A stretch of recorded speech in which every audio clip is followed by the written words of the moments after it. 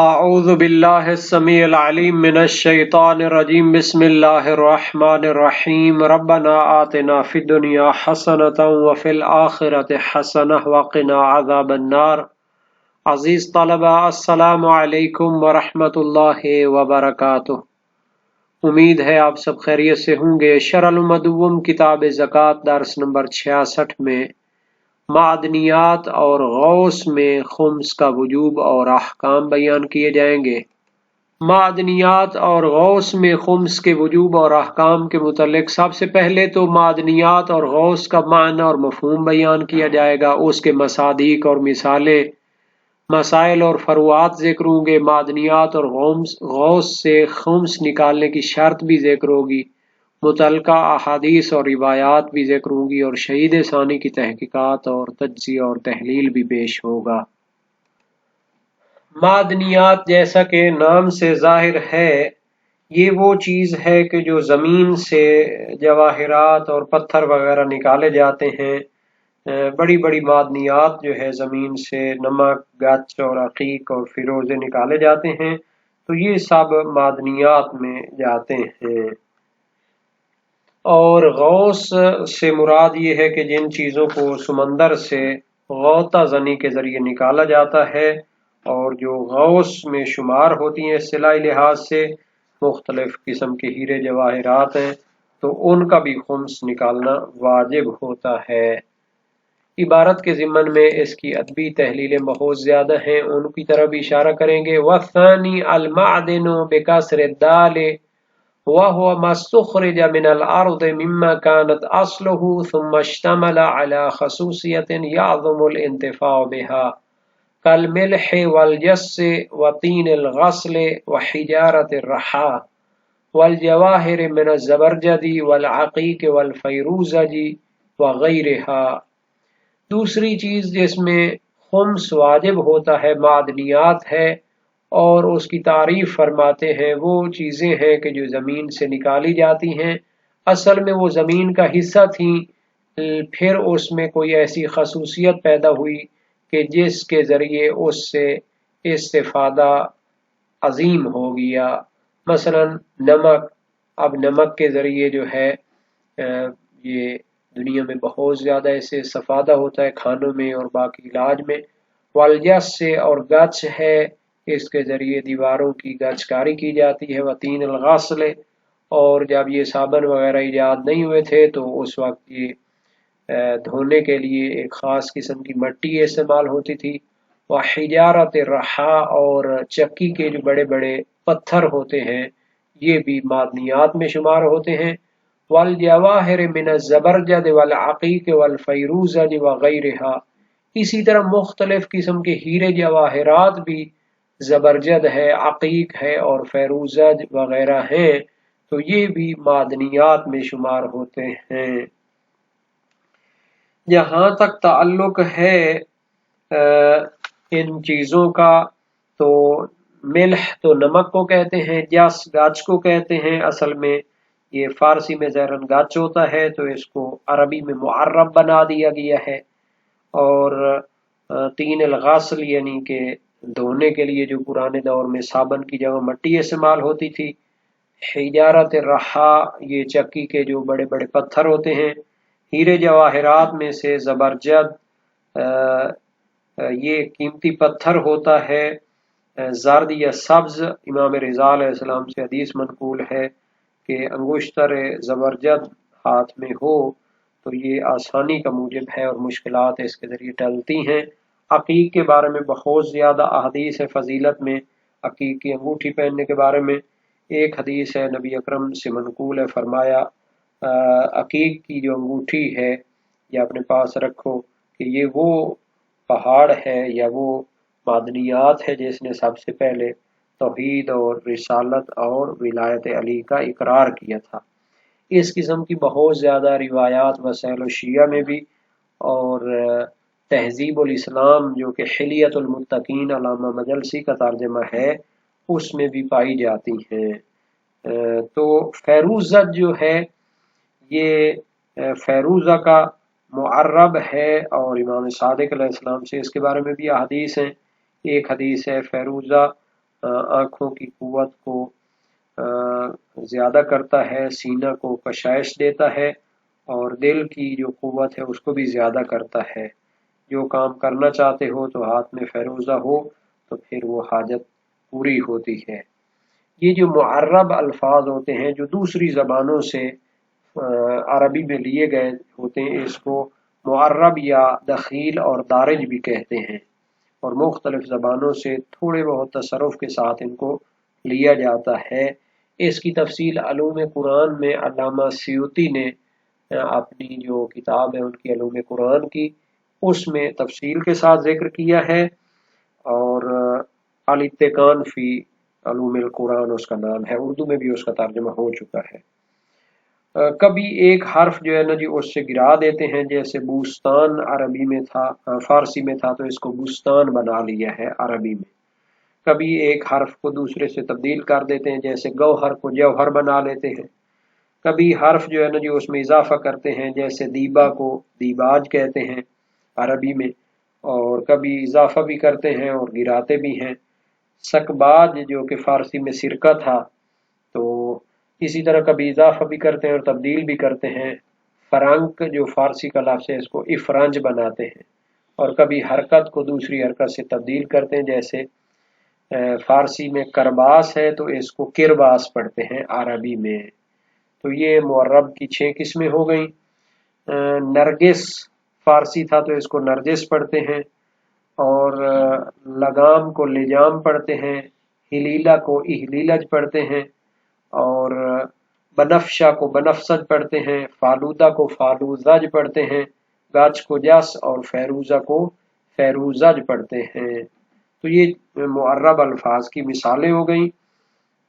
اس کی پہچان لغویوں کے ذریعے ہوتی ہے، جو لغت کی بڑی بڑی کتابیں ہیں، سیاہ اللغت جوہری ہے، اور قاموس المحیط فیروز آبادی اور جزری کی، یا پھر اوزان جو ہے مثلا وہ عربی جو کلمات کے اوزان ہیں اس سے ہٹ کے ہو، جیسے ابریشم، تو یہ تو ان کے وزن بھی نہیں ہوتے۔ اسی طرح نرجس جو ہے تو یہ را سے پہلے نون ہو، یا دال کے بعد زا ہو آخر کلمہ میں، مہندز کہتے ہیں، اور اسی طرح جس کو گچ ہے۔ یہ سارے جو ہے معرب کے بارے میں ایک مختصر سی وضاحت تھی۔ اب ہم غوث کے بارے میں آتے ہیں۔ والثالث الغوث أي ما أخرج به من اللؤلؤ والمرجان والذهب والفضة التي ليس عليها سكة الإسلام والعنبر، والمفهوم منه الإخراج من داخل الماء، فلو أخذ شيء من ذلك من الساحل أو من وجه الماء لم يكن غوثا وفاقا للمصنف في الدروس وخلافا للبيان، وحيث لا يلحق به يكون من المكاسب، وتظهر الفائدة في الشرائط وفي إلحاق صيد البحر بالغوث أو المكاسب وجهان، والتفصيل حسن إلحاقا لكل بحقيقته۔ تیسری وہ چیز جس میں خمس واجب ہے وہ غوطہ کے ذریعے حاصل کی گئی چیزیں ہیں جو سمندر کے اندر غوطہ لگا کر حاصل کی جاتی ہیں۔ تعریف فرماتے یعنی ما اخرج بہی، جو غوطہ لگا کر حاصل کی جاتی ہیں سمندر سے، من اللؤلؤ جیسے لؤلؤ ہے، مرجان ہے، سونا چاندی ہے جس پر سکۃ الاسلام یعنی اس کے درہم و دینار ہونے کی علامتیں اس کے اوپر نہ ہوں، بلکہ وہ کیا ہے ڈھیلوں کی مانند ہو، اینٹوں کی مانند پڑا ہو، سمندر سے اس کو نکالے۔ والعنبر، اور عنبر بھی جو ہے یہ ساری چیزیں سمندر کی گہرائیوں سے غوطے لگا کر نکالتے ہیں۔ یہ جو سمندر 2/3 حصہ زمین کا ہے، یہ تو مال و دولت کا ذخیرہ ہے جو دنیا اس میں رہتی ہے، وہ صرف ٹن ہا بڑے بڑے جو ہے کیا مچھلیوں کے وہ بحری جہاز بھر کے لاتے ہیں، اور جناب علی اس سے یہ مہنگی مہنگی جو ہے ہیرے جواہرات نکالتے ہیں۔ تھوڑا تھوڑا ہم ان کے بارے میں تفصیل بھی ابھی بیان کریں گے۔ لؤلؤ کیا ہوتی ہے؟ مروارید بھی اس کو کہتے ہیں۔ یہ وہ گوہر ہے کہ سفید اور درخشاں ہوتا ہے، اور ایک سمندری جو چھوٹا سا جانور ہے اس کے اندر سے نکلتا ہے، جس کو صدف مروارید بھی کہتے ہیں۔ اس جانور کو. تو یہ جناب علی ہو گیا لولو.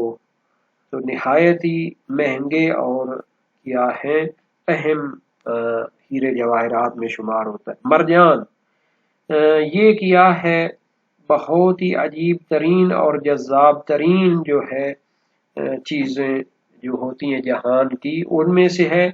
مرجان جو ہے سرخ رنگ کا قدیم زمانے سے قیمتی جواہر میں شمار ہوتا ہے، اور اس کے بارے میں بڑی قصے کہانیاں بھی تھیں مرجان کے بارے میں.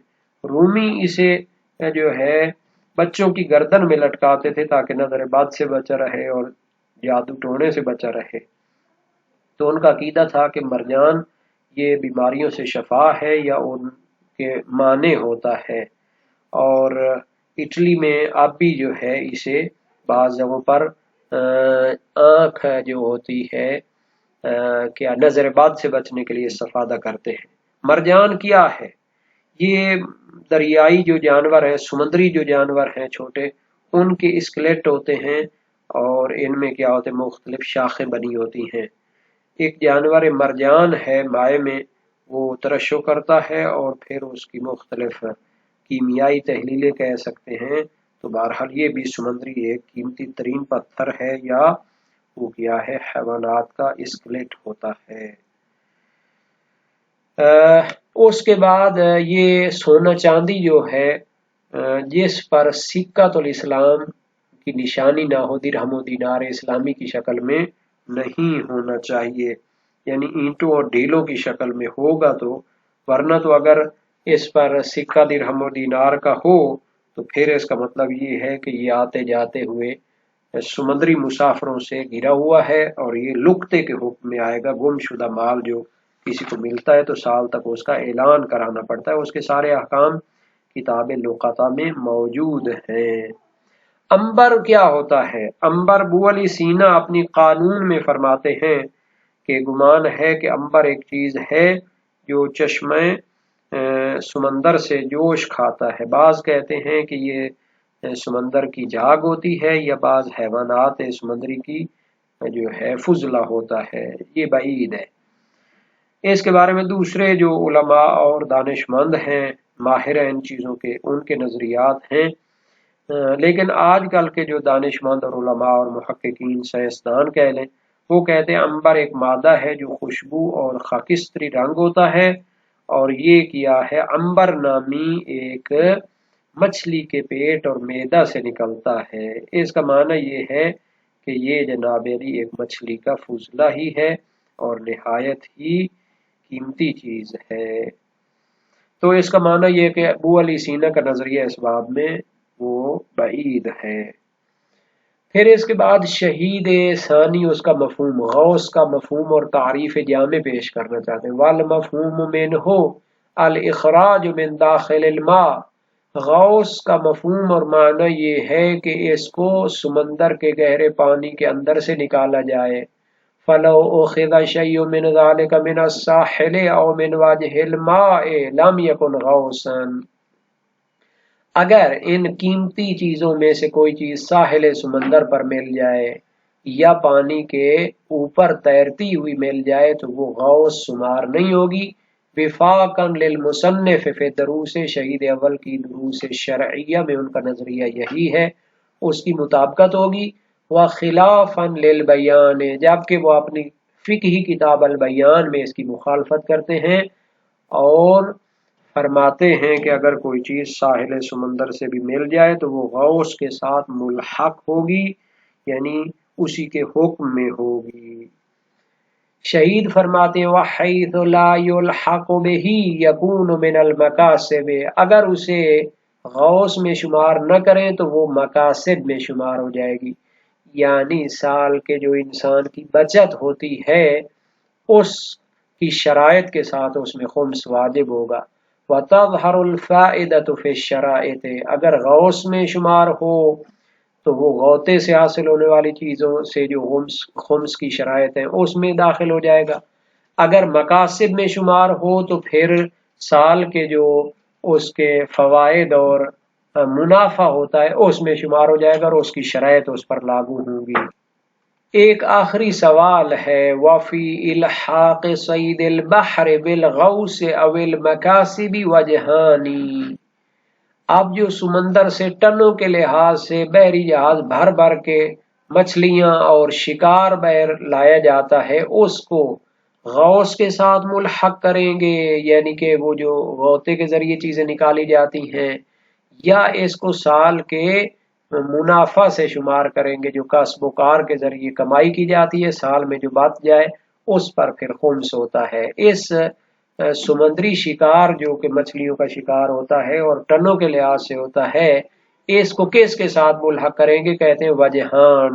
اس میں دو وجہ ہیں، ایک وجہ تو یہ ہے کہ اس کو غوث کے ساتھ ملحق کریں، چونکہ بڑی مشقت سے اور سمندر کی گہرائیوں سے ان کو نکالا جاتا ہے، اور ایک وجہ یہ ہے کہ اسے غوث اور غوطے کے ساتھ جو نکالی جاتی ہیں ان کے ساتھ ملحق نہ کریں، سال کے منافع کے ساتھ جو کمائی کی جاتی ہے، اس کی جو بچت ہوتی ہے اس کے ساتھ ملحق کریں۔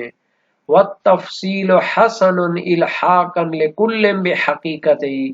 شہید ثانی فرماتے ہیں اس کے بارے میں تفصیل دینا بہتر ہے، ان میں سے ہر ایک کو اس کی حقیقت کے ساتھ ملحق کرتے ہوئے، یعنی جو مچھلی کا شکار سمندر کی گہرائی سے ہو اسے غوث کے ساتھ ملحق کریں، اور جو کیا ہے بہت گہرائی سے نہ ہو، اوپر اوپر سے وہ کیا ہے پکڑ لی جائے تو اسے مقاصد کے ساتھ شمار کریں، تو پھر یہ ہر ایک کا جو حقیقت معنی ہے وہ بھی محفوظ رہے گی۔ معدنیات میں خمس کے حوالے سے کوئی اختلاف نہیں ہے فقہائے شیعہ امامیہ میں، اور روایات بھی ہیں۔ صحیح محمد بن مسلم کوفی امام باقر علیہ السلام سے ہے، سألتہ عن معادن الذهب والفضة والصفر والحديد والرصاص فقال علیہ السلام علیہ الخمس جمیعا۔ میں نے سونے چاندی اور اسی طرح دوسری جو معدنیات ہیں ان میں سوال کیا خمس کے بارے میں، فرمایا ان سب پر خمس ہے۔ وسائل الشیعہ باب سیوم ابواب ما یجب فیہ الخمس۔ ویسے ایک چیز قابل غور ہے، اگر ان سب چیزوں کا خمس نکالا جائے اور معدنیات اور بڑے بڑے جو ذخیرے لوگ حاصل کرتے ہیں، بڑی بڑی کمپنیاں اور پروجیکٹ اس پر ہوتے ہیں، تو پھر سادات کی حالت بھی بہتر ہو جائے اور دینی معاملات بھی بہتر ہو جائیں۔ اسی طرح اسی راوی کی دوسری روایت اور امام باقر علیہ السلام سے، سألتہ عن الملاحۃ فقال ما الملاحہ فقلت ارض سابخہ مالحہ یجتمع فی الماء فیصیر ملحا فقال هذا المعدن فی الخمس فقلت الکبریت والنفط یخرج من الارض فقال هذا واشبہہ فی الخمس۔ میں نے ملاحہ کے بارے میں سوال کیا، فرمایا ملاحہ کیا ہوتی ہے؟ فرمایا یہ شور زمین ہوتی ہے جس کے اوپر پانی جمع ہو جائے تو اس میں یہ میلح اور نمک پیدا ہوتا ہے، فرمایا یہ تو معدنیات ہے، اس میں خمس ہوگا۔ اور کبریت اور نفت یعنی تیل وغیرہ جو زمین سے نکلتے ہیں اس کے بارے میں سوال کیا، فرمایا ان سب میں بھی خمس ہوتا ہے۔ سبحان اللہ۔ اس کے بعد غوث کے بارے میں بھی روایات کو دیکھ لیتے ہیں، اس میں کوئی اختلاف نہیں، تمام فقہائے شیعہ اس میں واجب سمجھتے ہیں خمس کو، اور روایات بھی ہیں۔ مرسلہ ابن ابی عمیر ہے ان الخمس علی خمسۃ اشیاء، 5 چیزوں میں خمس ہے، الکنوز والمعادن والغوث والغنیمہ، اور 5ویں چیز ابن ابی عمیر بھول گئے۔ وسائل الشیعہ باب دوم میں یہ حدیث موجود ہے۔ مرسلہ حماد ہے عبد صالح امام کاظم علیہ السلام سے، الخمس من خمسۃ اشیاء، 5 چیزوں میں ہے خمس، من الغنائم والغوث والکنوز والمعادن والملاحہ۔ غوث لغتاً پانی کے اندر سے چیزوں کو نکالنے کے معنی میں ہوتا ہے۔ تو بہرحال یہاں تک شکار جو کرتے ہیں بحری جہازوں میں اور کیا ہے سمندر سے مچھلیاں ٹنوں کے لحاظ سے پکڑتے ہیں، ان پر خمس غوث کے حساب سے ہوگا یا کسب و کار کے حساب سے ہوگا؟ تو شیخ سے اور بعض معاصرین شہید سے منقول ہے کہ یہ غوث ہے، چونکہ یہ پانی سے نکالا جاتا ہے جیسے لولو وغیرہ کو نکالا جاتا ہے، اور ایک جماعت سے ہے کہ یہ غوث نہیں بلکہ مقاصد میں شمار کیا جائے، چونکہ غوث کو غوطہ لگانے کی ایک زحمت ہوتی ہے اور اس میں وہ چیز نہیں ہے۔